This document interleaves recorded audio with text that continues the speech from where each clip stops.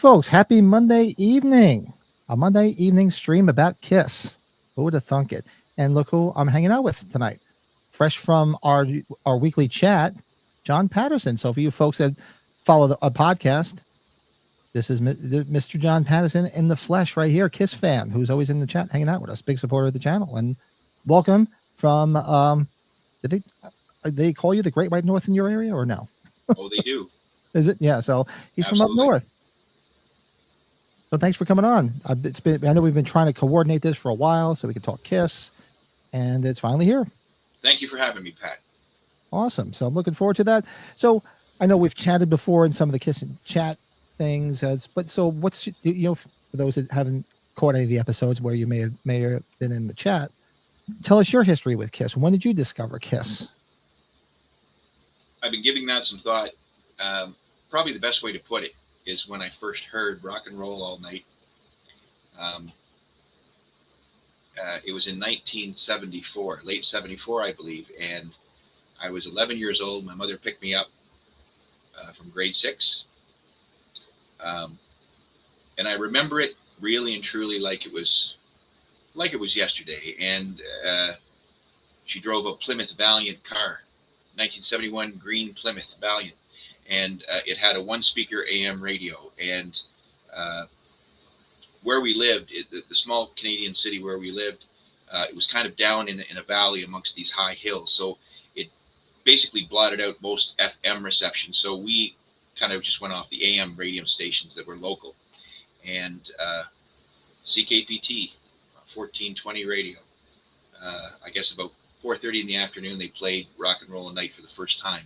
And when I heard it, it sounded very different from everything else you would hear on the radio, because people were singing along. There's that background vocal and there's the hand clapping and that sort of thing. And to me, it sounded like so much fun, and they were having such a good time.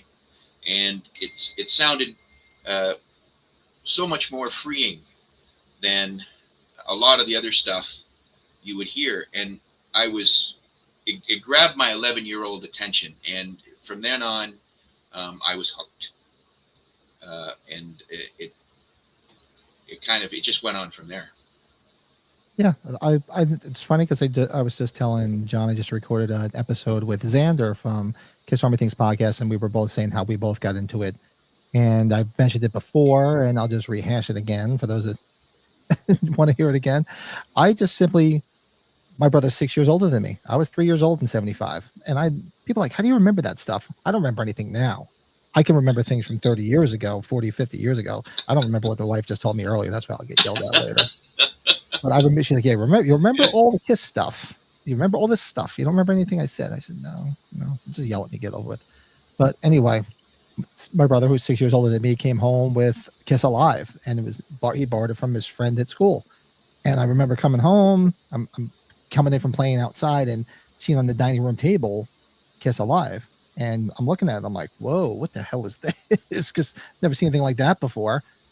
And of course, your older brother tells the little brother, don't touch my stuff. So of course I waited till he left and went upstairs and started listening to it. I'm like, wow. Because I had listened to music before that. My parents listened to, there was always music in the house. My parents weren't musicians. They didn't do anything like that, but they always, they were big fans of like Motown and like doo-wop. So there was always music playing in the house. My dad was a big doo-wop guy amongst country and Irish music, but there was always music going on. So we had we all had little radios because we like to listen to, now we're dating ourselves. I tell kids, people used to like fall asleep to their cell phones or computers. Back then I had one of those little Panasonic donut radios. Mm-hmm. Remember, it was round and you twisted it like this, like an S, and it was just AM. And that's what I used to put under my pillow at night and listen to music. And I took that record upstairs, put it on, and I fell in love with it. And this is it. It's 50 years later that I'm still a Kiss fan. So me and my brother were both into it. So, we started getting all the Kiss merchandise, and we never got to see Kiss because you said you got to see them in the 70s, right? Mm-hmm. Yeah, we never did. I was telling Xander, we had the little Italian grandmother who was more than willing to take us. And my parents were like, no, you're not, she's like a 4'5" Italian woman who's going to take us to a Kiss concert. They're like, no. And this is the woman who took me to Sam Goody in Guard State Plaza in Paramus, New Jersey in '77 when Love Gun came out. It took me there to wait online when we got the album. She bought me the album and everything. And we used to say, we want to go see Kiss. My grandma, yeah, I'll take you. And my parents like, no, you're not taking a Kiss concert. No. No, I didn't get to see Kiss in makeup until the reunion tour, until they played the Garden. Mhm. But you saw them where? What tour? Was Love Gun? Yeah, it was right after Love Gun was released. It was in July of 1977. But recently, I've come to understand it was not part of the Love Gun tour. It was known as the Canadian Summer Tour '77. And was it the Can-Am tour? Because I remember I had a bootleg records. I remember I bought a bootleg record. Yeah, and it said '77 Can-Am tour. You know what, Pat? It's very possible it was renamed that. You know, maybe yeah. It's kind of an aftermarket kind of thing. But the Canadian dates were all across the country. And they didn't play Toronto in '77. They didn't play the big city, but they played small places like where I saw them. It was a small hockey arena not far from here. That I think maybe 3,500 people could sit for a hockey game, for a Ontario Hockey League game, and that night I think they squeezed in about 4,400. The place was packed. Oh wow! And it was Cheap Trick opening. Nice. And tickets were $7.50. I still have the original stub. And bravo for your Nona, because my aunt, she's the one that got me the tickets, and she said, if your cousin won't go with you, I will. Nice. And this was no place for a person that age by any stretch of the imagination, but it was so much fun. And I always believed after that all rock concerts were that loud. Like it was, I think they just literally took every bit of sound equipment they had and packed it into that place. And those are the days before they had these speakers that they stack and they fly right in the big arenas. That they all look the same, they kind of come down in a like sort of curved. Curved, yeah. Back then, it was you had your absolute bass. On top of that, you had the mid-range, and then on top of that, you had the treble on both sides of the stage. There were so many speakers in that place; they were stacked right to the actual steel rafters. Oh wow! It's not a very big place, and I remember their air suspension speakers. And when Paul Stanley and Gene Simmons would step in front of these speakers to play, because it's just not a very big place, it would blow their hair forward. It was just so savagely loud. But man, I thought every concert was like that. I couldn't hear it right for 3 or 4 days afterwards. It was like baptism by volume. And in those days, they had the Flames. I think the Kiss roadies called them Dragons, but not like the Flames you saw at the reunion or the end of the road that are kind of in the back line. Uh-huh. They were right up front by the front of the stage. Oh, there was round pods where the flames would go straight up? Straight. Mm-hmm. And these flames, when they would off, they would actually touch the ceiling. You could feel it. And my cousin and I, we sat towards the back of the arena, and you could feel it. You could feel it against your face, Mm-hmm. And I understand that some people who were right up front actually had their hair singed. I mean, these are the days probably before they had a lot of heavy fire codes and safety codes and that kind of stuff. But it was just fantastic, man. I mean, it left an indelible impression upon me, and it started me on a bender to want to see more concerts. That was my first concert. That is awesome. I wish Kiss. Well, no, I'm going to check in the chat. But yeah, my first concert was actually Judas Priest. I think I might have told that story, but I'm saying here's Mike. Well, here's Cody Decker. It's great to see John on the stream. Just fresh from the chat. So here's my partner in crime. There's Brett in the chat. Brett, how are you? And Blake, who's always in the chat as well. And for him, he discovered Kiss in Detroit Rock City. Yeah, the movie. That's awesome. We were just talking about doing another watch along of that too, because it's so much fun. I love that movie. It was Why Him, right? Did you see the movie Why Him? And Kiss appears in it. Well, Gene and Paul appear in the movie. When did With that movie come out? Brett, how long ago was that? How many years ago was that? It's got to be probably at least 10 years ago. It's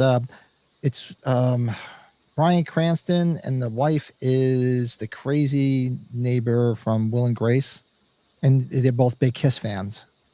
And their daughter is marrying this guy that they don't really like, but he's like this like billionaire. So he hires like Kiss to come and serenade. So like you see Kiss walking down the street and they're singing and everything, and all of a sudden like, oh my God, it's Gene and Paul. And when my wife and I first saw this, we were just looking for something to watch, and it said Why Him? And like, oh, this looks like it's funny. She liked that Will and Grace, and then Kiss was in it, and she's like, you didn't know Kiss was in this? I go, I had no idea Kiss was in this. None. But yeah, I'll have to check it out. I'll have to look that up. And not only is Kiss in it, but the movie's really funny. Hey, King Matthew, what's up? You don't really know about the band Kiss. I'm more of an AC/DC kind of guy. Nothing wrong with that. I'm a big AC/DC fan. So okay, so Why Him was from 2016. So actually, no, he's just kidding. Seriously, he started liking Kiss in the 90s. 90s era Kiss wasn't bad. The Revenge era Kiss, it was. I had no problem with it. It was good live shows and everything. Oh, I was going to say, so Judas Priest, you said you thought all concerts were as loud as that Kiss concert. So my first concert was 84, Judas Priest, Defenders of the Faith. And I was at Madison Square Garden. Everybody ripped the seat cushions out. So I thought that's what you did at every concert. I had no idea, because I'm looking around. So you figure 84 is there's 12-year-old me with my older cousins. They took me to see the show. It was Priest and Great White opening up. And like, after he came out, what was it, with the Hellion, the electric guy, and he came out with a motorcycle to do Hellbent for Leather. He said like something like everybody go crazy, and he didn't tell anybody to do it, but people just started ripping the seat cushions out of the seats and throwing them on the stage, like $10,000 worth of damage, and they've never played the Garden since they were banned. So I was like, wow, that's great. Did they do that at every concert? They said, no, they don't do that at every concert. So don't do it next time you go. He goes, everybody got a little bit too rowdy. I was like, oh, I thought everybody did that. They've just tore the seats apart and threw it. I'm like, this is great. And it was loud on top of that. Yeah. Were those tickets that you bought at assigned seat, or was it general admission? For that show? Yeah. No, they had general admission seats at the bottom of the Garden. I was like in the lower level, so I had assigned seats. That was my first concert, and yeah, I thought that's what you did at every concert, and they're like, no, that doesn't happen at every concert, and don't do it. You'll be in trouble. Defenders of the Faith, that would have been what, about 86? 84. 84. Yep. And there's my cousin. He's a big Kiss fan too. He came to see Kiss with me several times on the farewell tour. I think Psycho Circus 2 is also, and then in the end of the road tour. I saw Kiss a few times with my cousin. Ben Tramer's in the house. What's shaking? He says, have you seen the Gene Simmons movie, Never Too Young to Die?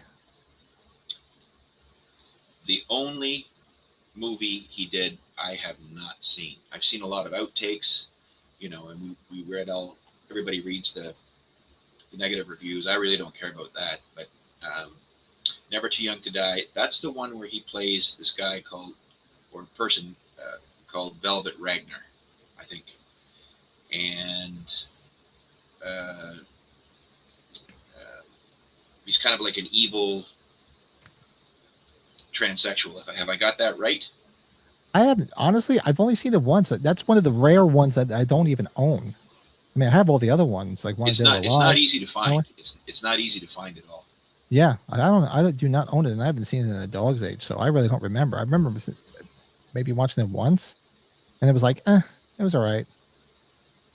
I know Runaway. We're big fans of Runaway. We've already done the watch along of Runaway. Runaway is good. We got to do Wanted Dead or Alive. We did. Wanted Dead or Alive is good. We did Trick or Treat. Yeah, Trick or Treat's one of my favorites. Yeah, we already did that. I gotta find it, Blake, because I remember watching it once, and I don't remember much about it. It's like the sleeper one with Gene Simmons in it. Yeah, he's more like a cameo, which is kind of too bad. Yeah, yeah, You know? exactly. I mean, I think he was great, and I mean, he was, to me, it was almost funny the way he was in Runaway. It was just because just knowing it was him and the way he was acting, it was just so much fun. I think that, to me, that's probably his best movie, Runaway. You know, yeah. When I had just started dating my wife, uh, we would go to this movie theater not far from where she lived, um, and we saw all those movies. And I remember I wanted to see this movie Runaway so bad, and I thought it was pretty good. And she thought it was garbage, but I got a big kick out of it. Uh, and they, you know, you and I have talked before. My wife is Italian, and she's younger than I am. And way back then, um, we would go to this particular movie theater simply because they showed movies earlier in the evening. Because her dad always had a rule that I had to have her home by 11 p.m. or else, right? Oh yeah, Uh, the good old Italian rules. I know. My oh, mother's whole side Italian. yeah, yeah, and that was a hardcore rule. So we saw a lot of early movies, um, but those were fun days. And the thing about Kiss most of all that I think attracted to me as a child, as a kid, is that they were unlike anything else, right? They were unlike anything else. But it was the message kind of in their music, um, not so much the promiscuity and you know hanging out with all the ladies and that sort of thing. It was more a case of you could be what you wanted to be, and it didn't matter what other people thought. And that, I think, that's what really it certainly sank in for me anyway at that time. And you know, you didn't have to be part of the norm. You didn't have to want to aspire to be part of the cool kids club and all that kind of stuff. You could do your own thing. And the beauty of Kiss and Kiss music, especially when they first started, was it spurned creativity in you and your imagination, and then your ability to think for yourself. And then you were inspired to believe that there isn't anything I can't do, you know. And that was the beauty of it. It went beyond just buying a record and listening to Hmm. a rock band. It was something far deeper for me. And for me, from day one, it was always about the music. You know, of course, what drew me first was their look, of course, because I was like, wow, what is this? But once the music was on, I was like, I love this music. I mean, and as a young kid, I'd be singing these words, and I really didn't understand them. My love gun, right? And my parents knew what it was, but they were cool. They let us have the albums, and you're sitting there talking about that. Christine 16. We used to talk about, yeah, I wanted a 16-year-old girl. You didn't think about all that stuff till I was much older. Rocket Ride. Yeah, well, what do you think he's talking about? It's so you listen to, as I got older and I started to really listen and understand it. But as a kid, I was like just singing along, loving the music. I just remember sitting in my brother and I shared a bedroom together, so just sitting in the room, just putting on like a live two, just listening to the live two, and just sitting there reading the Evolution of Kiss booklet. And we had you had the sticker, the tattoos rather, and it was just like all the cool stuff that was there. I do remember my parents getting pissed because we put the rock and roll over sticker on our paneled wall. They came with rock and roll over because we had paneling. It was the 70s, paneling with Formica. So we took the sticker out and slapped it right on the paneling. Yeah, they were not too happy about that. And years ago, before we sold my parents' house, and they had redone my grandmother's room because that was originally our room first, and then we moved into the bigger room, and we swapped rooms with my grandmother. And then they were like taking I'm like, don't take the paneling down. It's got this Kiss sticker on it. That's like part of my youth. Don't take it down.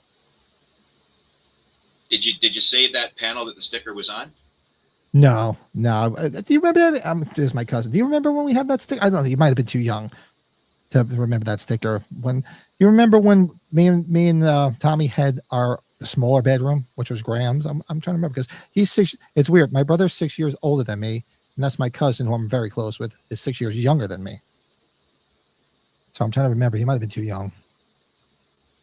But check real quick in the chat. Do you guys ever go to Midsummer Scream? Long Beach, California. John Carpenter will be there. No, but I'm going to see John Carpenter in October. I'm going to see him in Queens, New York. I got the meet and greet, so I get to meet the old curmudgeon himself in person. So I'm looking forward to meeting him and hanging out with one of our good friends, Lurch.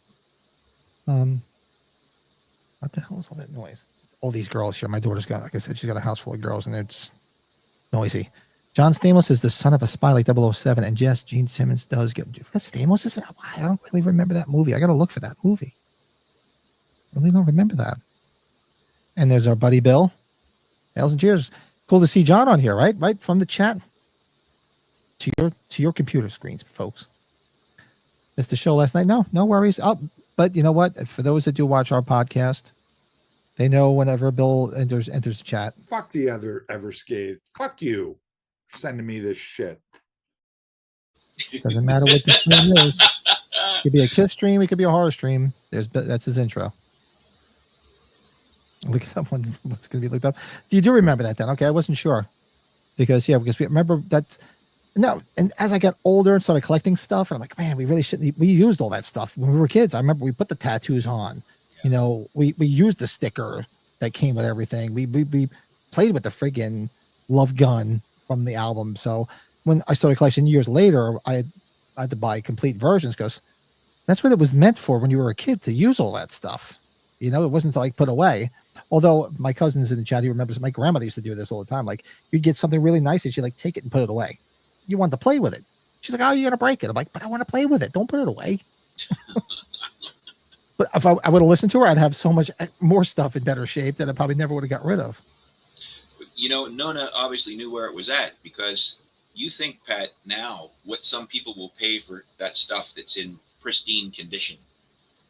You know, it's nutty. It's nutty. Yeah, and that's what I was discussing, you know, with the previous podcast I was doing. And I've mentioned before, people always say, because I did that whole, I think you probably saw the episode where I showed all the pictures of the stuff I used to have. And my cousin's in the chat, he'll tell you, he saw it. Actually, I think one of my old cabinets, I had given it to him when I started selling my stuff off. That it's just, you know, I'm starting a family, buying a house, gonna have, you know, need money for stuff. So I'm like, you know, I used to go to the KISS conventions and I'm like, do I, you know, take the kids on a vacation, or do I spend $300-400 on a pen? You know, or $500 on a makeup kit? I just couldn't do it anymore. So I made and believe me, I would give, you know, I give my left nut to have it all back and have it right alongside all this stuff. But, you know, it was the right thing at the time. I made my peace with it. I'm still a big KISS fan. I never stopped being a KISS fan. And all the stuff it all found good homes. So everybody's enjoying a lot of the stuff I have. Oh, I had rather. And I have all the memories of it. So, you know, it is what it is. You know, exactly. I have this.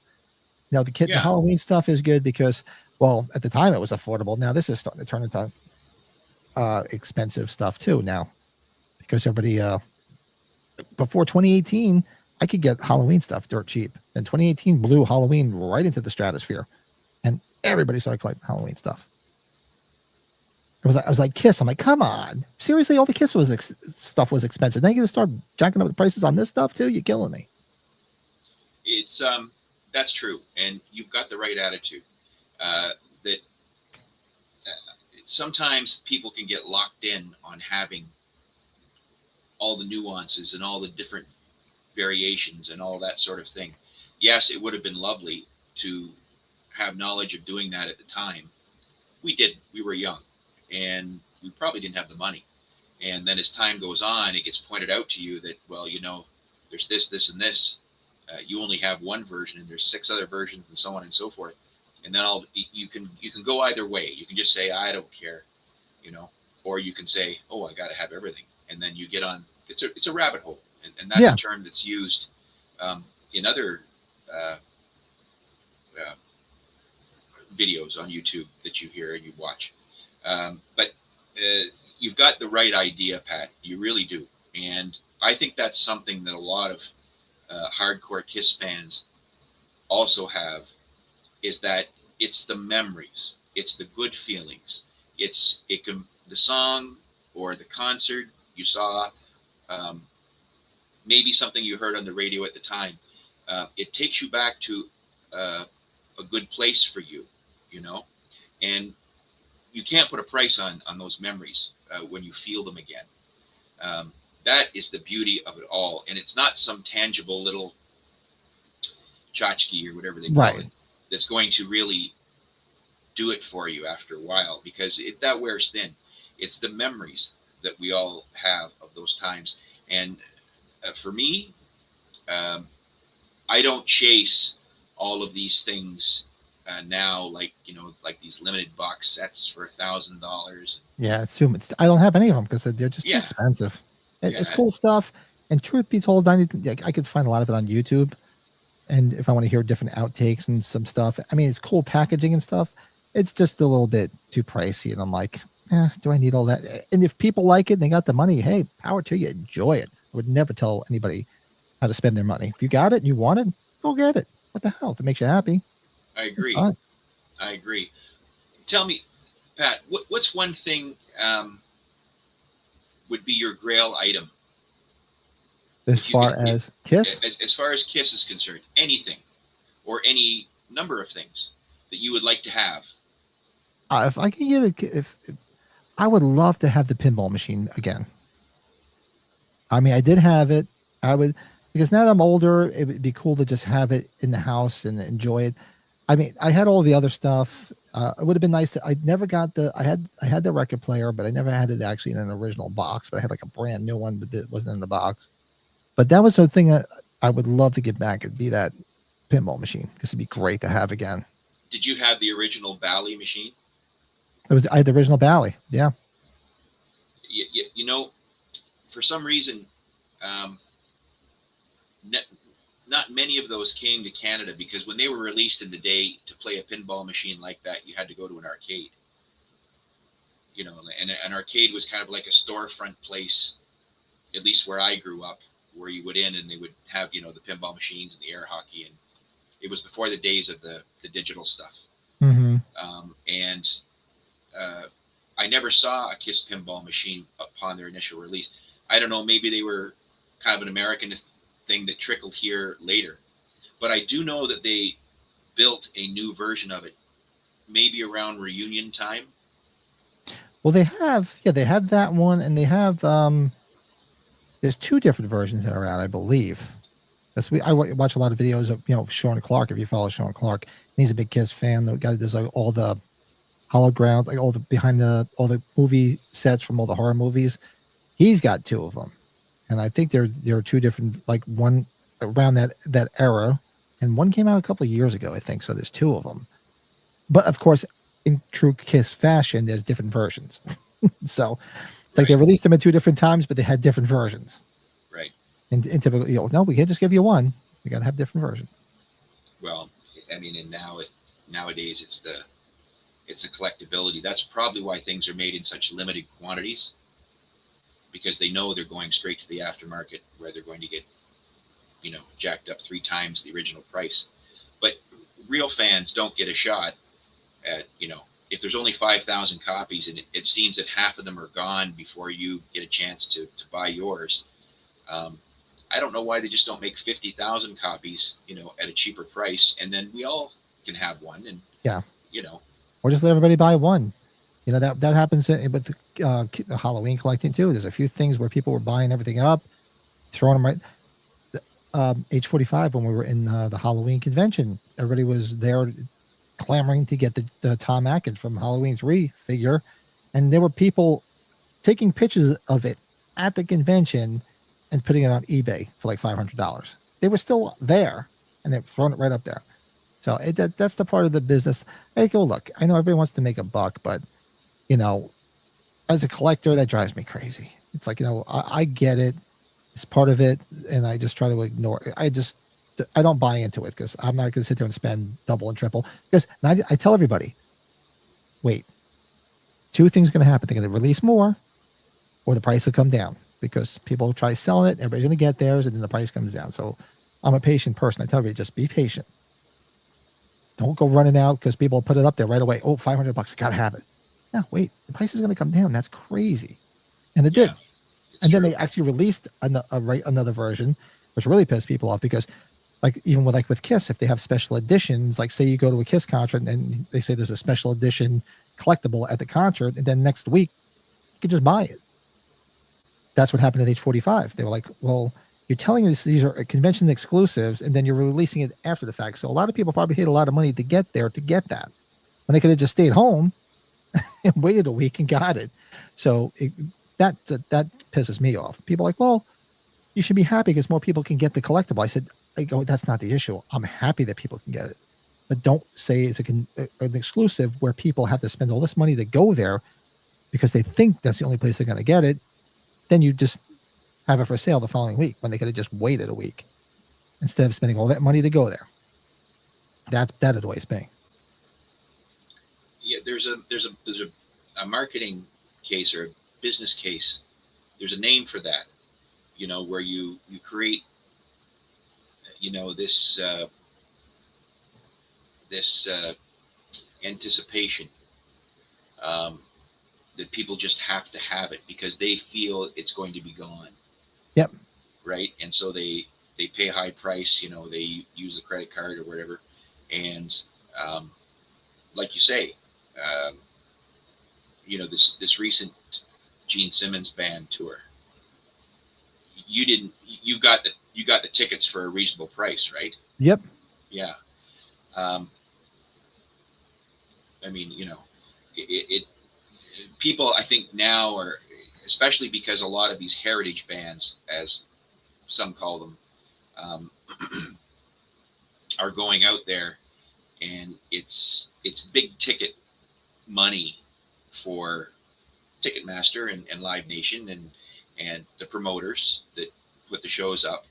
And I think people are getting to the point now where they're saying, nah, I'm not going to rush out for first day sales. I'm going to wait until maybe a couple of days before the show or the day of. That's what I did.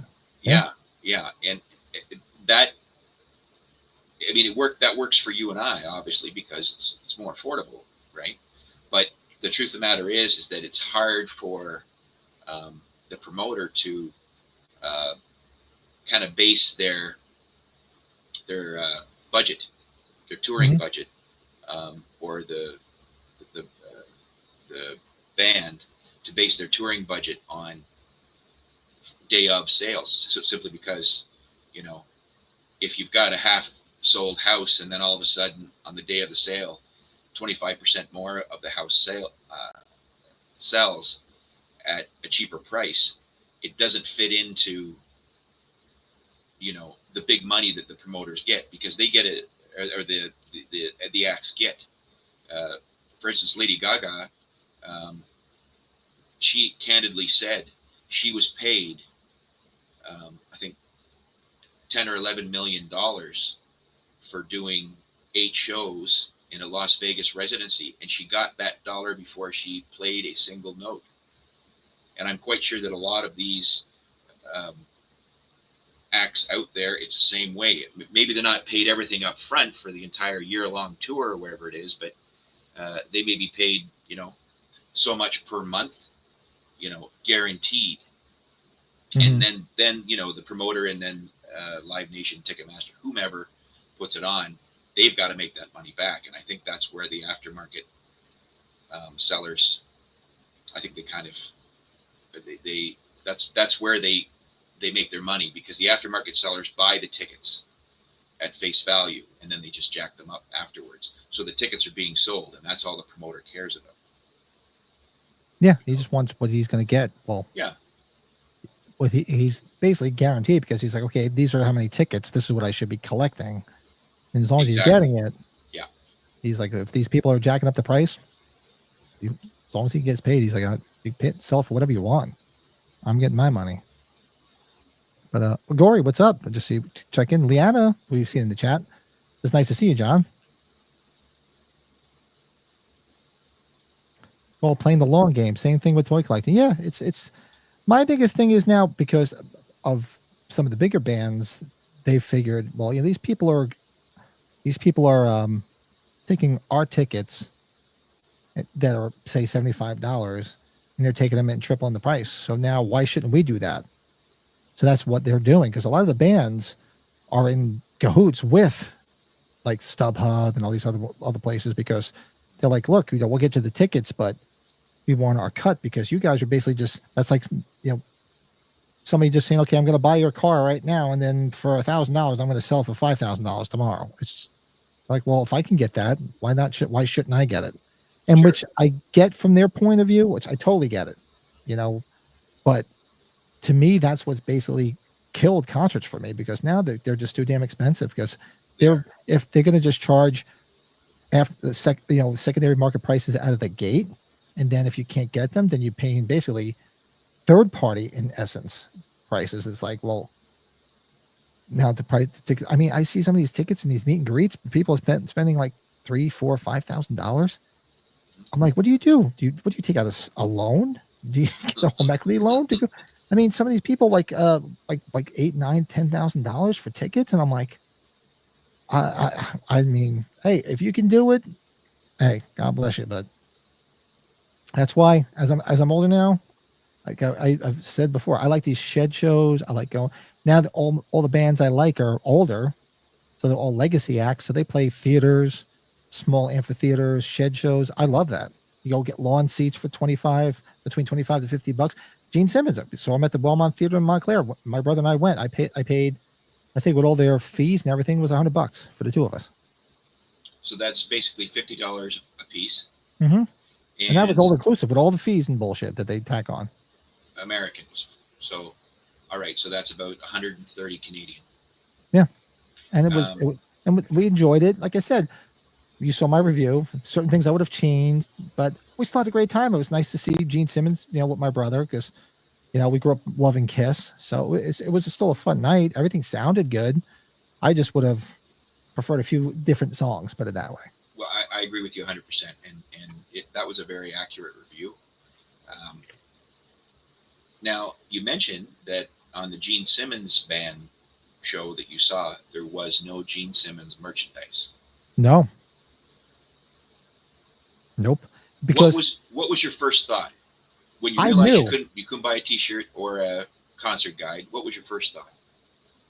My first thought was, I kind of knew, so I was prepared because people were talking about it on a couple of the different podcasts that I do listen to, and it's because I think I mentioned it, and maybe how he's doing that tour, or the tour's over now. How he was doing that tour, where he wasn't going out with a road crew. He wasn't going out with trucks full of equipment. He was just renting everything locally and having it brought there.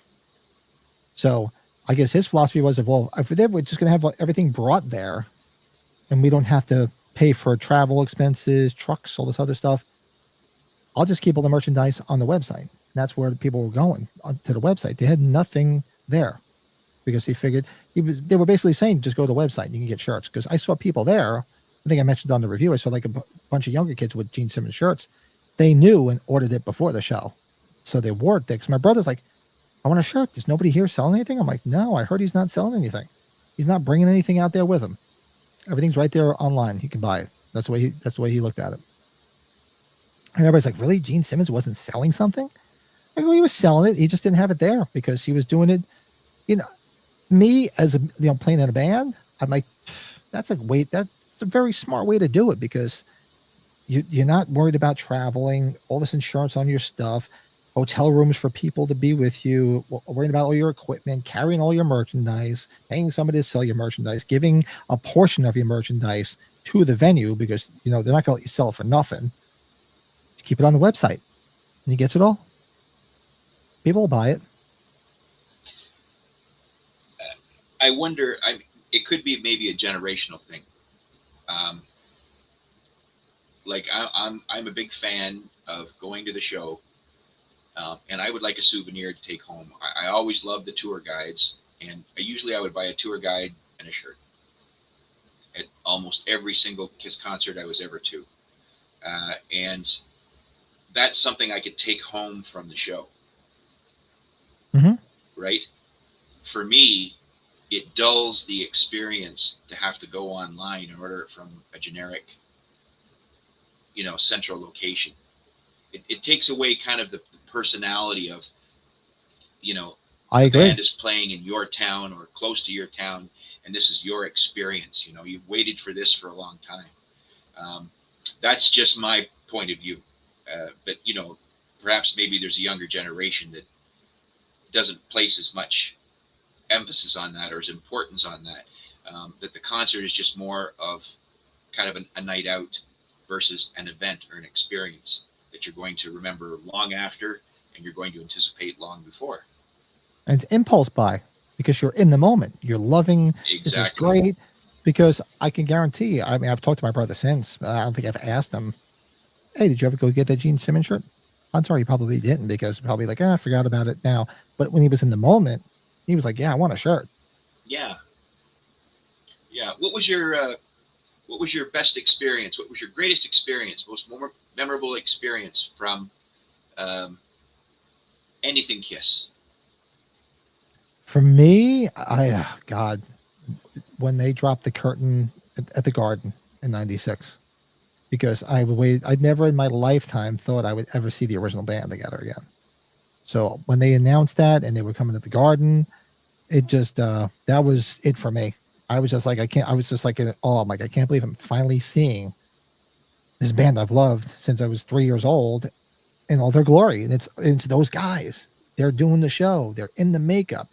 To me, I remember that like it was yesterday. Still gives me getting goosebumps because it was that moment. I was like, because I waited forever to see this band, and all those years passed. It was what, 17 years?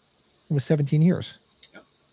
And if you would have said 3 or 4 years before, never in a million years would have thought that was going to happen. And look, and obviously nobody else did because I mean that tour just blew up.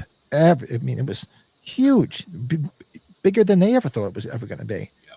It's like, hey, because my generation that was too young to see it was all going now. We were like, this is it. We waited almost 20 years for this. Everybody went.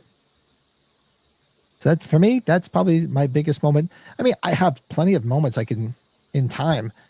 Like I very well remember, like I was talking about earlier with Xander, who just popped in the chat. There he is from the Kiss Army Things. What's up? And I was saying, I remember like it was yesterday, sitting there watching Kiss Meets the Phantom premiere. So I remember that vividly. I remember watching them on 2020. I remember my brother and I staying up to watch them on Don Kirshner.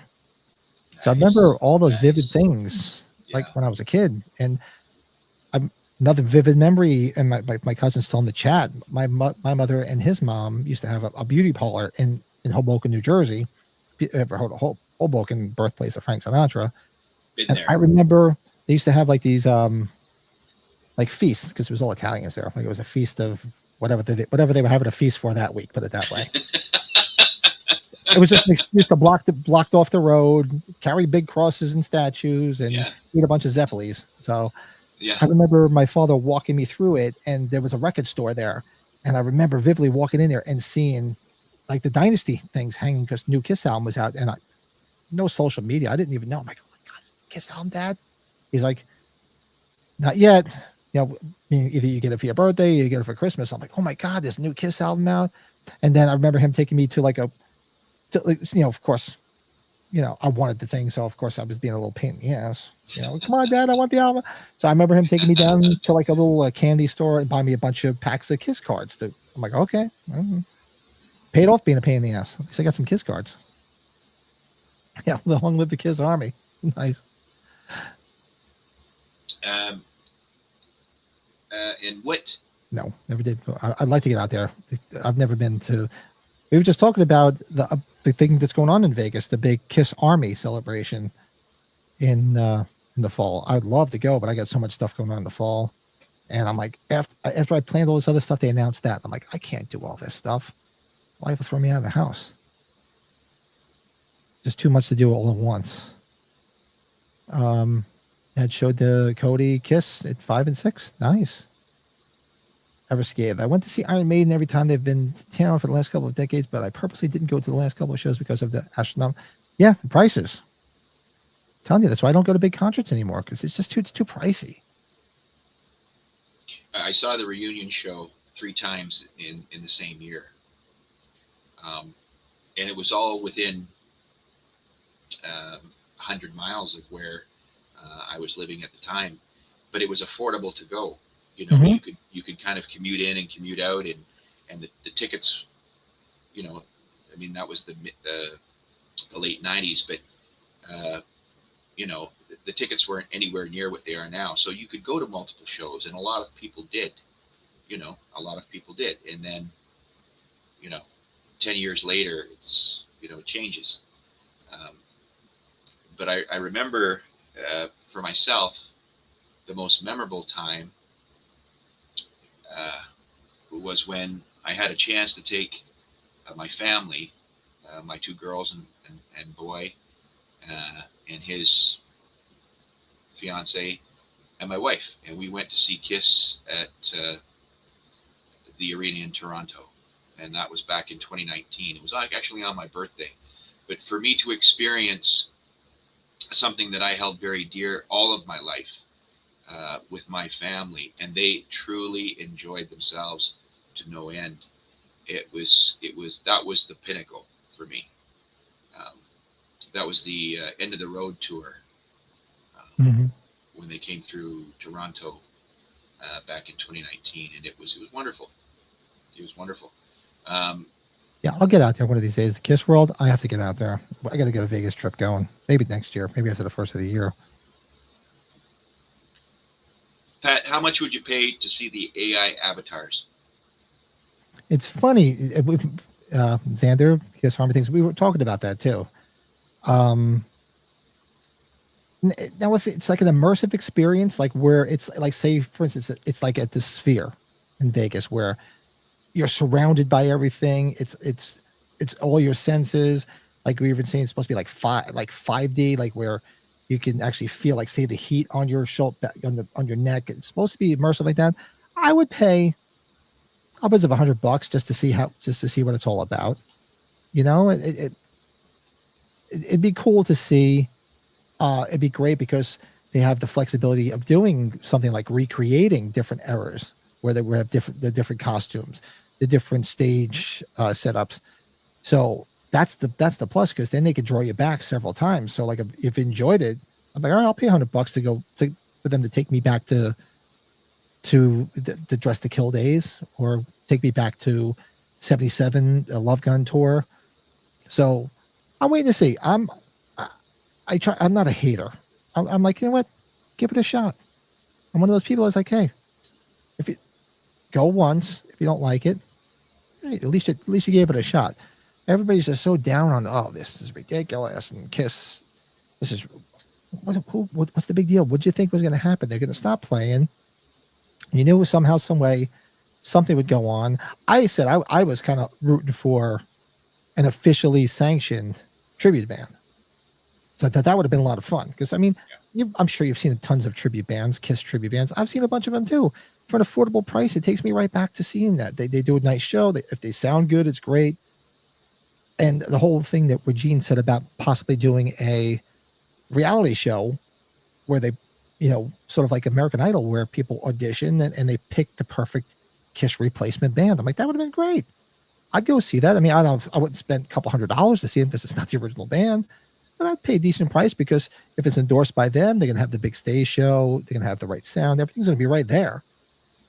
So I was kind of hoping for that.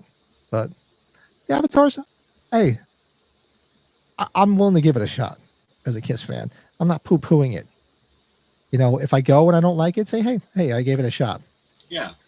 Yeah. And you know what? There's a person I know here. He went to England with his wife, and they decided they would take in the ABBA. I think it's called ABBA Voyage. ABBA Voyage, yeah. Right. So he bought 2 day of show tickets to see this ABBA Voyage, and he said it's tiered, that you can either get an assigned seat in this I guess it's a reformatted arena, or you can be what they call a dance floor, which are decidedly less, because ABBA, it has a broad spectrum appeal. So there are people who are younger, certainly younger than I am, who still, they can stand for an hour and 45 minutes and they can dance and they can enjoy the music. There's people who are older than I am who also like ABBA, who want to sit and watch.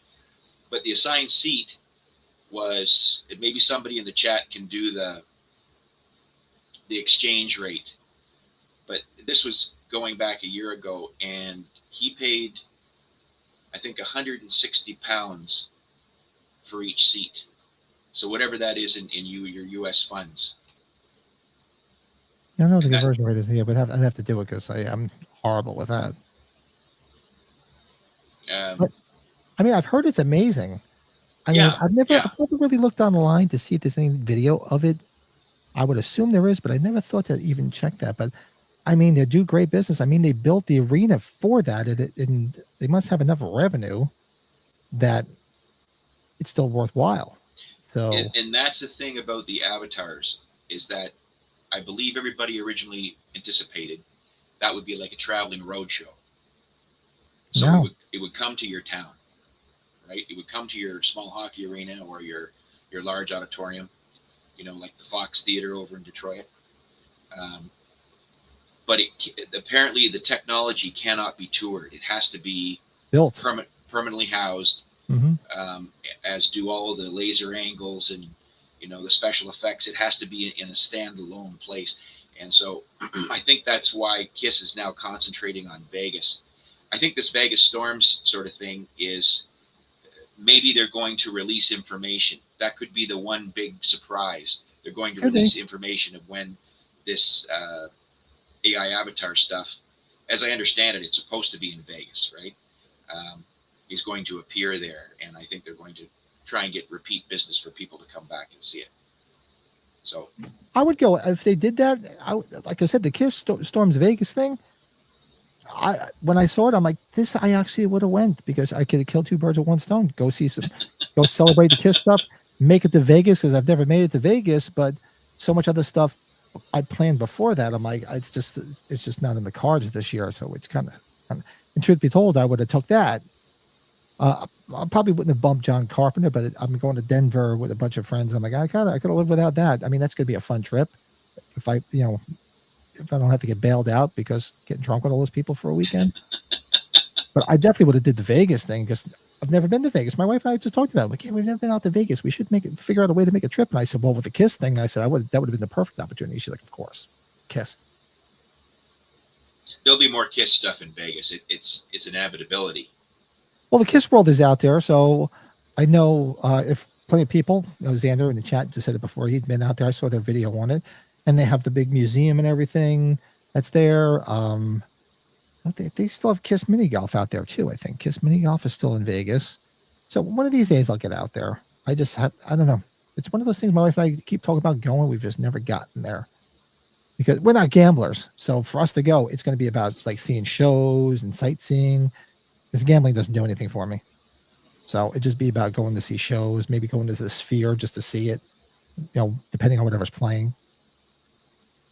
So maybe next year, maybe it'll be in the cards, but it's definitely not in the cards this year. So I guess I have to watch from the sidelines, and I'm sure they're going to broadcast a bunch of shit or record a lot. I think they're probably going to record a lot, and you'll get to see it.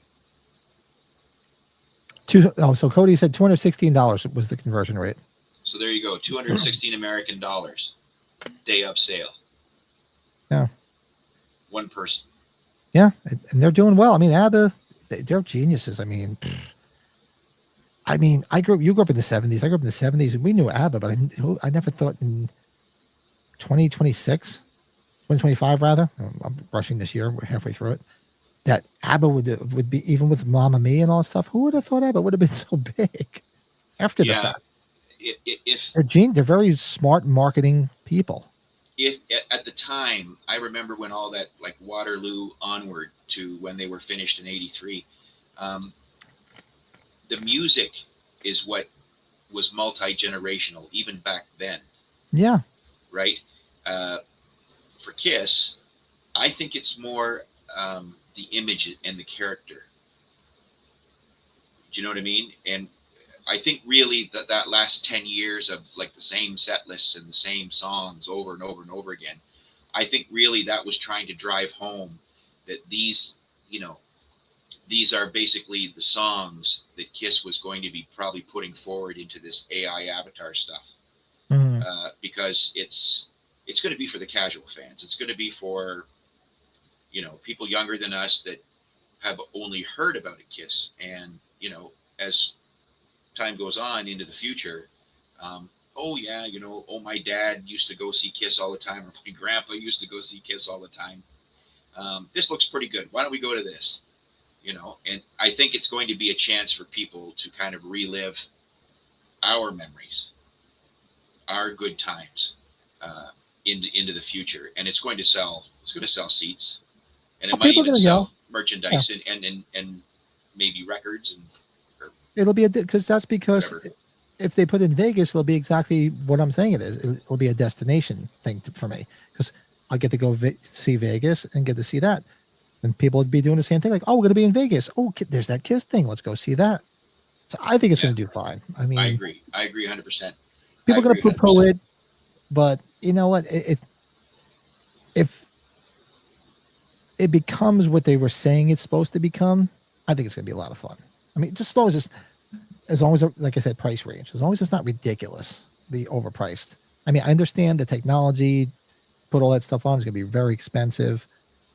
If I doubt I'll be the first person to see it. By the time I get there, I'll know enough from what people say that if it is a little bit pricier than I thought, and people say, no, you need to go, you will love this, then you know what? Maybe I would pay a little bit more because, if I hear from people you trust, whose opinion matters, and say, look, I know you as a Kiss fan, you're going to love this. Go check it out. So I'm like, all right, so it's a little bit more than $100. It's a Vegas thing. When you're in Vegas, you're going to go broke anyway. I'm not going to put it in. I'm not going to stick it in a slot machine. I'll go watch a Kiss thing. Yeah. So that might sway me if I hear enough of it where people say, "Wow, this is crazy. You need to go." What's your favorite Kiss book? To this day, probably Kiss and Sell. Kiss and Sell. I've read it so many times. Yep, that's the one I always go back to. I mean, I've read all their biographies. They're all interesting. They all have their own take on things, their own stories, which it's entertaining. But that book from Chris Lent, to this day, that's one I take on vacation with me all the time. Yep. How many times have you read it? Oh, countless times. I get obviously front to back, probably at least 10 times. Yeah, it's well written, isn't it? It's there's always something that I've forgotten that when I read it, I'm like, oh, I forgot about that. The way he wrote that, and it was like, well, some things might be embellished. I go, I don't think so. Why? He had no reason to embellish things. He had no reason to lie. And I've seen him on plenty of podcasts. I'm sure you have. I've seen plenty of interviews with him. And the way he wrote it, it's just it's just amazing the goings on about that. And it's weird just because especially as a kid, like when you were younger, now knowing all that stuff going on behind the scenes, it's just like interesting as hell. And that book, so I can't recommend that book enough, people. If anybody has not read that, I mean, it's out of print, but you can go find them on eBay or Amazon. But that was probably my favorite book. And the complete touring book. Oh, that's fantastic. That is just something I could just read over and over again, just see like where they played, the set list, some great photos. Those two guys come up with I wish they would come up with an updated version because now they're technically the touring is completely done. I'd love for them to come up with an updated edition. That would be great. But it's a very well put together book. The research is just phenomenal. And the accuracy is, for all intents and purposes, it's 100%. So and I think I believe they reissued that book maybe a year and a half ago. Did they? Oh, I didn't know a that. limited re-release, but there was no addendums to it. There was no updates. They probably just printed a bunch up to sell because it's sought after and it's been out of print for so damn long. So they probably just printed, a couple of them up. But shout out to them. Please do that. Have you seen this one, Pat? A little weird. Somebody was talking about that book, but no, I've not read it. So this one is by a guy by the name of Doug Broad or Broad maybe, but it's about Kiss, Cheap Trick, Aerosmith, and Stars. Oh, that's that book. Okay, yeah. I saw him on the Three Sides of the Coin podcast talking about it.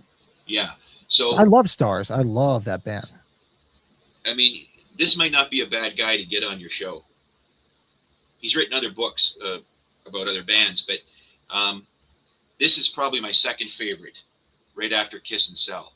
It's very, very well written, and it's very honest. Like, it's not about their individual stories. It's more about what went on, the business behind the band. The kind of the inner turmoil in these groups. Very worthwhile having. I forgot all about that because I remember him being on Three Sides podcast, and I always said I was going to get it, but I forgot. I'm going to write it down because I should go look for it. Have you ever seen this one, Pat? No. What the hell is that? Okay. So I got this from Amazon. It's called I Can Read About Creatures of the Night. And apparently it was included in, we didn't have those Scholastic book fairs like you guys did in the United States, right? But this was one of the books in your Scholastic, and it was in for several years. Well, I bought this. This one was it's a version that came in 1998, and I bought this thinking that this book contained the actual picture, Creatures of the Night, that inspired Kiss to do their album cover, Creatures of the Night. And there's a guy, he does It's All For You, Demon. Fantastic video, fantastic. It's not a podcast, but no, I thought he did podcasts too. I think he does. Maybe he does. Like, I mean, they don't have a chat or that sort of thing. You can post a comment, but he's always good to reply. But fantastic if you ever get a chance. All For You, Demon. Fantastic podcast. And he has the version that actually has the animals with the glowing eyes on the cover. Oh, wow. And that version was released before the Creatures of the Night album. And it's always been believed that it was from this, really, it's a children's book where Kiss got the idea for the glowing eyes for Creatures of the Night. I bought this thinking it would have that picture. This version, this 1998 version, does not. Does not. No. I remember getting, what did I get from Scholastic as a kid? I remember the Rock Stars book with the red cover. That one I remember that had all different rock stars from that specific year. I think it was like 78 or something like that. And they had like the Bee Gees in it and the Babies and Kiss. I remember having that. And I had all the books back in the day. Like I had the Robert Duncan book and the Peggy Tamarkin book. All the official ones from back in the day. But as far as like, I mean, I've read all of their individual biographies. They were all interesting, and it's interesting to hear their each take on things. And I guess you have to form, there's, like they always say, there's the truth, there's somewhat the truth, and somewhere in the middle is the actual truth. So there's so many different, there's 4 versions of things, but it's fun to read. But yeah, I think the book I do go back to. I mean, I have Nothing to Lose. Nothing to Lose is actually pretty good. That's a pretty decent read. It's good. It's good. What other ones do I have? Oh, the Lydia Chris book is great. If you just want pictures alone, not just stories. Lydia Chris's book. Did you ever get her book, Sealed with a Kiss? My wife tried to get it for my birthday, and it was impossible to get. Yeah, I got it from her directly when she was selling them at the Kiss convention years ago. Yeah. Did she sign it for you? Mm-hmm. Oh, that would have been so freaking awesome, man. Mm-hmm. That would have been a grail item for me. I was going to order one, and then I saw that she was on, I forget what year it was, as far as like what convention year it was. I saw she was going to be there, so I was like, all right, and she's going to have them there. You can buy it, and she just signed it. And that is, if you can find that book, I'm sure that it's got to be on eBay. I don't know what they're charging for them. I forget what they paid at the time. They weren't cheap, but it was. You want to see some really cool, rare pictures and some cool stories. It's a really well made book. So that's a good one. What's another good one? The one, Pat, that was made by some of their management from the 70s and a couple of their roadies. Was it called Out in the Street? Out in the Streets? Yeah, that impossible to find. I've never seen that one. I've never read that one, but I would like to have that. Yeah, I actually had a copy of that, and a friend of mine borrowed it. I never got it back. And somebody I haven't talked to in a while, so I don't even know if I'll ever get it back. It's hard to find now. I mean, I know it's not in print anymore. Actually, a few of them are since passed, like J.R. Smalling. They've all since passed. Yeah. But no, even on the eBay, you can't find it. Well, here. Well, it's probably pricey too, I guess, and shipping stuff to Canada. Well, the way things are right now, and it's I blame Canadian politicians for it, but it's really hard getting stuff from the United States at closer to face value. Mm-hmm. I bought that book. I don't know what it's called. I haven't even opened it. I treat it with kid gloves. It was so friggin' expensive. It's the book that was from the Australian guy that put together all their toys, all their merchandise. Oh, Kiss. It's not Kiss and Sell. Kiss My Brand or something. Yeah, that's Nicholas something Buckley. It's the guy that's on the Kiss My Collectibles podcast. Yeah. Mm-hmm. And I decided I would treat myself to this book that was $99 on the website, $99 US. But this was when the Canadian dollar was better, and it took 3 months to get here, and I had to go to about 30 miles from here to pick it up at a Purelator. And by the time I paid excise and exchange and these tariffs and shipping, it ended up being $236 Canadian. Wow. So, it discourages you more and more from buying things from the US. So I go to Amazon.ca and I see what their offerings are, but we don't have the plethora of stuff like they do in the United States. Yeah, I agree. It's even, it's funny. Like there's a few things that I couldn't get from Amazon in Amazon Deutsch, which is the German one, because I was looking for some of the German versions of the Halloween books and some other stuff. Yeah. And they wouldn't, like, it's too much of a hassle to ship to America, so they weren't shipping. And at the time I was working, I mentioned to you I did a lot of work for Mercedes, so I knew some of the German folk over there, and they actually bought it for me and shipped it over here. That's cool. That's awesome. I have a weird question for you. They're like, "Sure, what's up, Adam?" Like, I'll give you the money. Is there something you can buy for me and ship it over? And I can. I said what it was. And they're like, "Really? Is that what you want?" I said, "Yes, that's what I collected." So then, that's my friend Uwe. He bought it and sent it over to me. That's nice. That's cool. I told the guy, "Look, I'll pay a bit more. I really want to have these in my collection." He's like, "Nope, don't ship to the United States." Yeah. Okay. Well, I went around a different way and got it. What Kiss album would you like to own that you don't own, that is no longer available? I would love to have my copy of the originals too, because I sold it.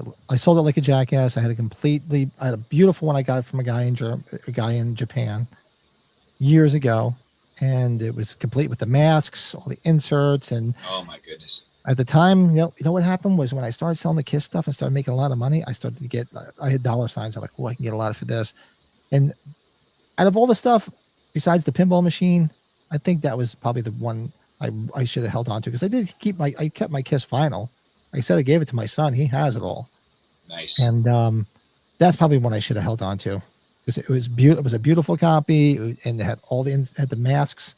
Everything was in pristine condition. That's probably the one that bit me in the ass. That's probably like people say, what's one thing you regret that you sold? Obviously the pinball machine, but in the vinyl world, that's probably the one I should have kept, because it was cool. If you've never seen it, it's cool. I agree 100%. That's been one of my grail items, but one of the original Japanese pressings. You know what I mean? Because apparently in Japan, that's the only place it was released. Yeah, and that's what it was. I got it directly from Japan. It was a guy. Where did I find this guy? It wasn't eBay. I forget. It was. I want to say, because it was back in the 90s, and I want to say it was like, one of the chat rooms or something, because there was some chat. There was a chat room. Oh, what the hell was the chat room? I remember getting some really rare Kiss stuff out of there. And there was a guy. He was in Japan, and he had references and everything. And I actually got I got the originals too from him, and I also got the 2 Kiss Japanese tour books from 76 and 77. So I had those too as well, and that obviously went with everything when I sold it. But that's probably the one thing, if album wise, yeah, because every other album I pretty much had at some point, or still have it. It's with my son, like, a Live 2 with all the inserts. It's upstairs. Love Gun with the gun, it's everything I gave him. But that's probably the one that I should have kept it with the collection. So, yeah, it happens. Yeah, it's one of those things. happens. Hey, if I ever find it for a good price or something like that, I'll buy it for him just to put it in the collection. Yeah. I don't buy it for me anymore. I buy it for him, and that's weird. The last 5-6 years, the younger generation loves vinyl. My son loves. We go to like garage sales, or we go to record stores, and he loves vinyl. Like I love Kiss. I'm a big Blue Oyster Cult fan. I love Blue Oyster Cult. Nice. He's a big Blue Oyster Cult fan, so he was on a mission to get all of them on vinyl. So he's got them all on vinyl. I've taken them to see. He's seen Blue Oyster Cult more times than Kiss, because it's easier to see them when they come around and do like the theater shows. So good stuff. It's nice to have somebody be interested, because my daughter, no interest whatsoever. She likes country music now, apparently. Oh well. I don't dislike country music, but yeah, her and my wife were just at Luke Bryant? Is that his name? They were at his concert last week. And I'm like, hey, if that's what you like, as long as it's not rap, I'm okay with it. I can't stand that. What do Luke Bryan tickets cost, or Bryant? What do they cost? I honestly don't know. I don't know what they paid for them. I don't think it was much, because it was lawn seats. So I think they were like $50-$60 maybe. Yeah, they weren't that bad, because they were lawn seats. And my wife got in for nothing, because she was just taking my daughter and her friends there because they were going to have a couple of drinks. So she said, I'll drive you there, and if somebody picks you and drives you back. So when she was there, one of the moms of my daughter's friends said, don't leave. I have an extra ticket. So my wife ended up staying for the show, because otherwise the ticket would have just went to waste. My wife doesn't, she used to go to concerts years ago with me, but now she's not big into concerts. I mean, what did we go see together? We saw Fleetwood Mac together. We saw James Taylor. Oh, we just saw Pat Benatar last summer. She likes Pat Benatar. So Pat Benatar last summer. I think what other concerts I went to. I took her to Pearl Jam years ago. She loves Daughtry, so I took her to see Chris Daughtry. I'm trying to think of what else. Yeah, she's not a big concert person. Once in the blue moon, we'll go to a concert together. 99% of the time, I'll just go with my friends or relatives. But it's got to be somebody like she saw Pat. She's like, wow, let's go see Pat Benatar. I'm like, hey, I'm in. I like Pat Benatar. Neil Giraldo, one of the most underrated guitar players on the planet. Agreed, 100%. Absolutely. And he can still play. He was good. He was really good. Yeah. No, he's songwriter. Really the musician behind Benatar, for sure. Yeah. I mean, she's a singer, but without him, they wouldn't have the hits they do and everything else. Yeah, he's a superior musician at the end of the day. And that's why, when she got nominated, it's just like, well, it's got to be the two of us going in there together. And that's what it was. Good for her. Yeah. And whenever they tour, it's Pat Benatar and Neil Giraldo. It's never just Pat Benatar. She's like, she knows.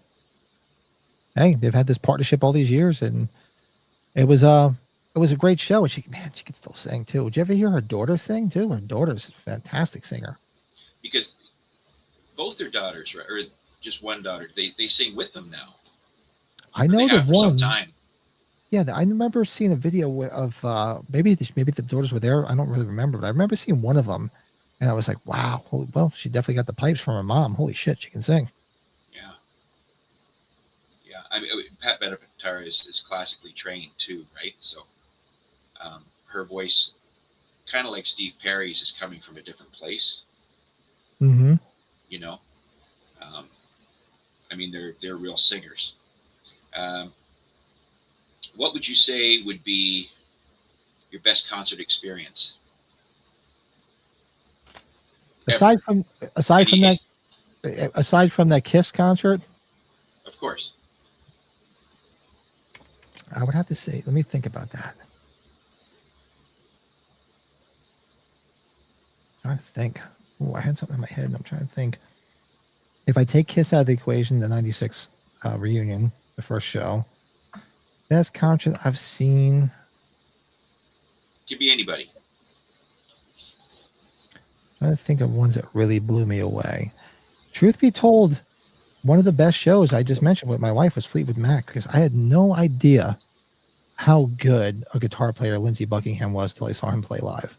So that was all the original band. That was the original band. It Yeah, was, you were fortunate. You were what was it? fortunate. The Dreams? Was it? Oh, the Dance or whatever that when they got Okay. back together with him. Okay. It's going back 20 some odd years ago. I mean, they've since kicked him out of the band again. But it was about 20 years ago, and I went there because I like Fleetwood Mac, but my wife really likes Stevie Nicks, so we Of went. course. I came out of there. She's like, "When I go, I had no idea what a guitar player that guy was." Because you don't really, when you talk about like amazing guitar players, he's never really in the conversation. And I was just blown away watching them play. As a guitar player, I was like, "Wow, that's definitely one show that stands out to me because I was just floored at how good he was." Very skilled musician as well. Yeah, you know, that's definitely one that stands out. I think a lot of the stuff that came out of the 60s and 70s, these guys were, they were musically, they had their musical chops long before the fame, or the popularity ever came their way. You know what I mean? Like, it's not like, oh, they want to join a group nowadays, or they want to become popular, so they go on American Idol. They've been singing for 18 months or a couple of years. It's not like that back then. It was from childhood. That's what these people did. They sang, they played guitar, they played drums. That was their life, and you can see it. You can see, I remember seeing Kiss on their convention tour in 1995 when it came to Toronto. I've got a couple of really good pictures of Gene Simmons and Paul Stanley close up from that tour, and that was the best $100 I ever spent. I'll have the pictures here for some other show, but to see these professional musicians, hold their instruments and then just kind of get into a song, it's like watching the next level. Do you know what I mean? It's not like Weekend Warriors playing a high school dance, so on and so forth. It's yes, it's inspiring. It's awe-inspiring is what it is, because it's just, you say, now I know why you do what you do, because that's what you do best, and you do it better than everybody else. And for me, that was a wow moment. Yeah, as you were telling me, I'm like thinking two other instances. Like one other concert I could say was really good, better than I ever thought they would be. He would be rather. It was Robert Plant. I saw Robert Plant on the Now and Zen tour. Cool. He was really good. We had a great band. Cheap Trick opened up. You saw Cheap Trick. Cheap Trick. Oh, that would have been awesome, man. Cheap Trick was amazing. It's the only time I ever saw them, and they were freaking phenomenal. That was during what the hell is their big hit at the time? The Flame. It was that tour. It was The Lap of Luxury, that album. Wow. So it was great. And then the other thing I was trying to think of like something that stands out. Now this is a random one, but I tell people this all the time that stands out to me about. So in 94, I went to Woodstock 94. And we got there on Thursday. I was trying to get there early on Thursday because King's X was playing. I wanted to go see King's X. And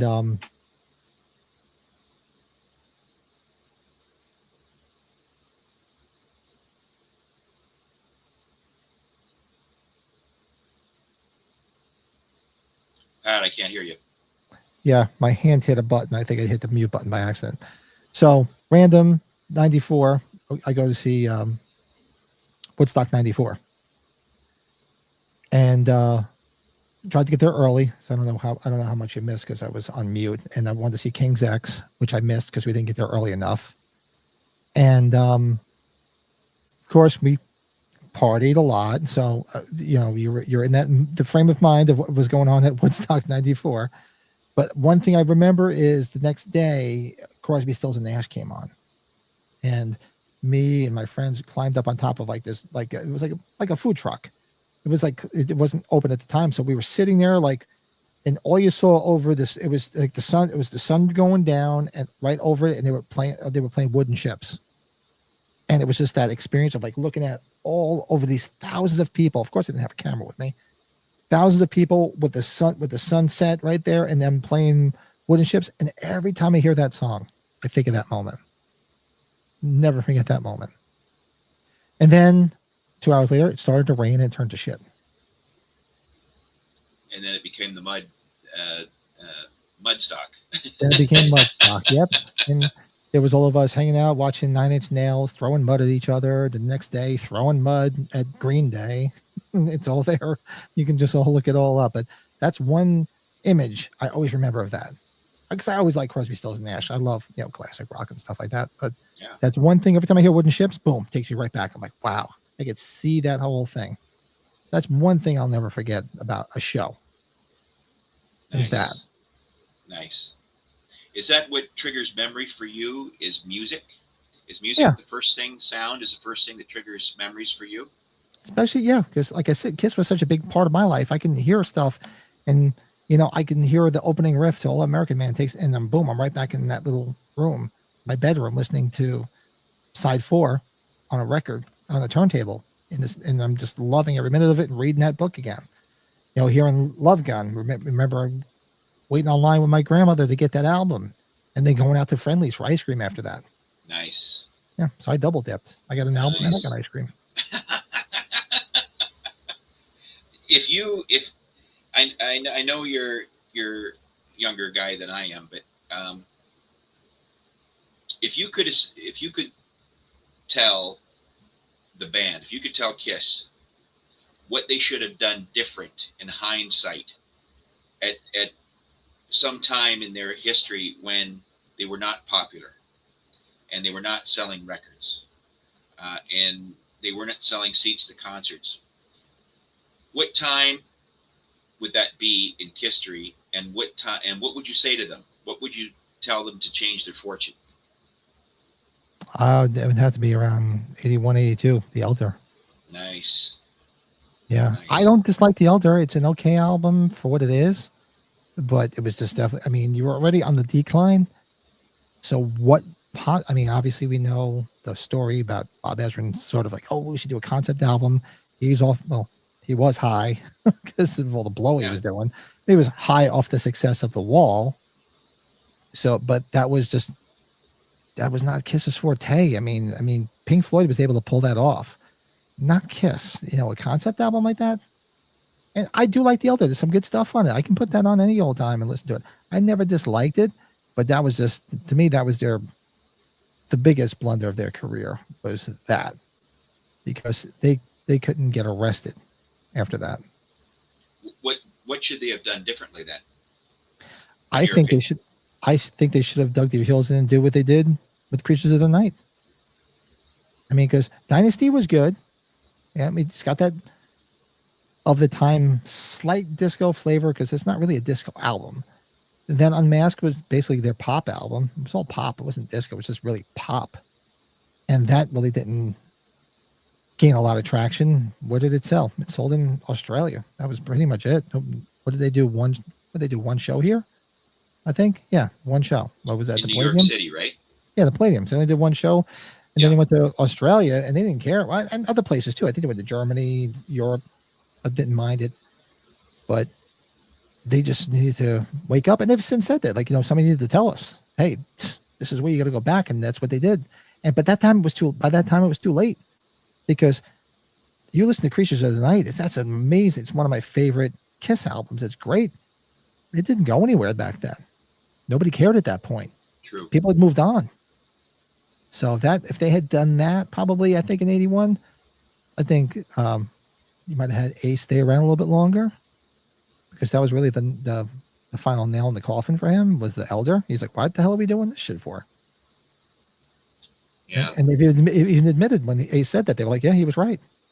Why were we doing it? What do you think if Dynasty was a double album? That would have been good. Hold on a second. You hear music? Nope. Okay, it's not coming through the microphone. I don't know. Like I said, my door's got a house full of people on the other side of this room because they're all going down to the Jersey Shore tomorrow. Oh, God help me after this.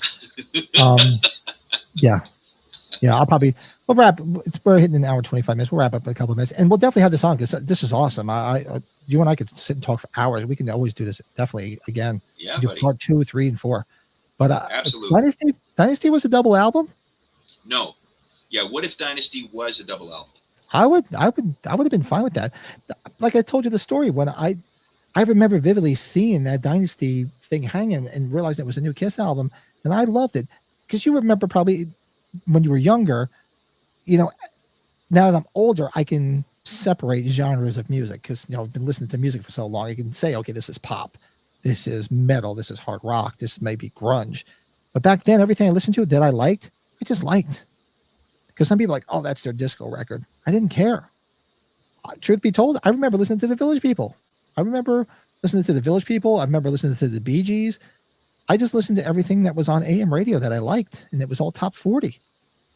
I remember my cousin. There's no rock and roller, Pat. There's no rock and roller. No, I just remember my cousin. Who won't admit to liking the Village People. Oh, I don't care. I don't really listen to it now, but back then it was top 40. I liked it. Yeah. I didn't. Was it playing to a particular audience at the time? No, it was pop. Right, it was pop music to me. I enjoyed it. Like I said, the Bee Gees. I had fun with the Bee Gees. I had the Saturday Night soundtrack. I had the soundtrack to Grease. I remember getting the soundtrack to Meatballs. I love Meatballs. What albums did I have back then? That's my favorite movie of all time. I could talk about Meatballs all night long.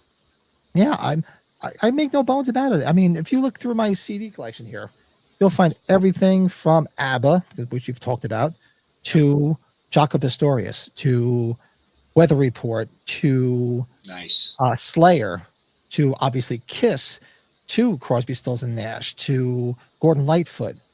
I just, if I like it, I like it. I always had those friends that were just stuck in a bubble. Oh, I just listen to this. Why?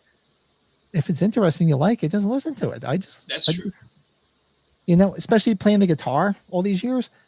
I had a great guitar teacher years ago that would say, just don't limit yourself to just one thing. He's like, listen to this, listen to that. Then that's when I started listening to like jazz. I used to listen to like Al Di Meola or God, what the hell's his name? I love him, the guitar player. Is it Chick Corea? Pat Metheny. Okay. Great guitar player. And to this day, I listen to all that stuff, like Joe Pass. I'll put on like that stuff at night and it just relaxes me. But then I can go listen to that, and then I can go put on Motley Crue, or I can go put on Extreme or Pantera. There's no rule, or just put the Stones on or put the Beatles on. It's all here. There's everything here. It's just like, why be in a bubble? I agree. Yeah, I just like what I like, and that's it. People always say, "What do you listen to?"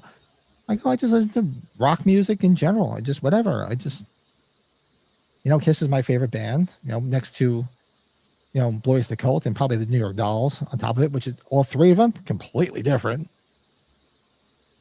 And I grew up being a big punk rocker. I mean, I grew up on the Sex Pistols. I grew up on the Damned. I grew up on all that stuff.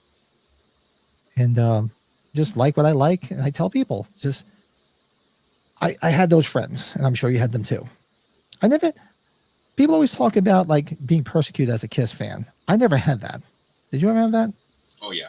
Did you? Because maybe you were a little bit older than me, so maybe in the 70s you had that. But like, I know.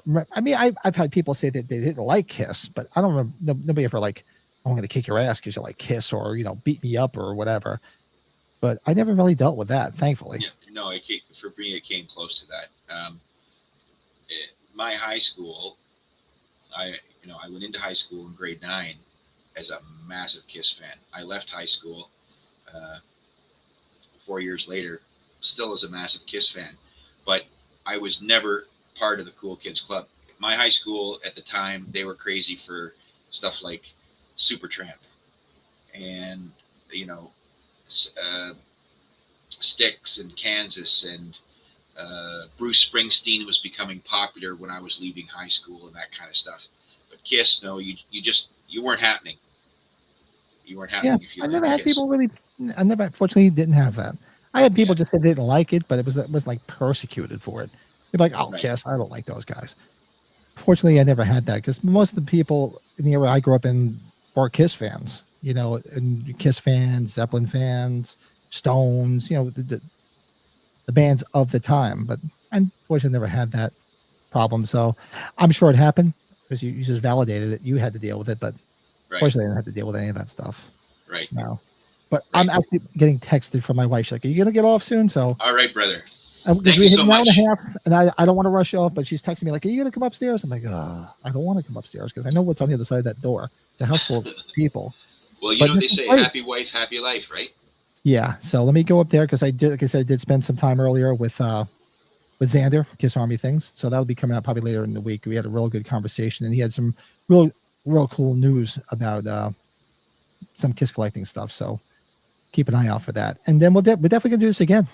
This was great. I had a great time chatting with you. Thanks for coming on. You've got my email, and now that I know how to get into your chat room, and we can have a great conversation. And I have a ton of things here myself that I think probably a lot of your Kiss fans would probably love to see. Yeah. So yeah, definitely. We'll plan some more.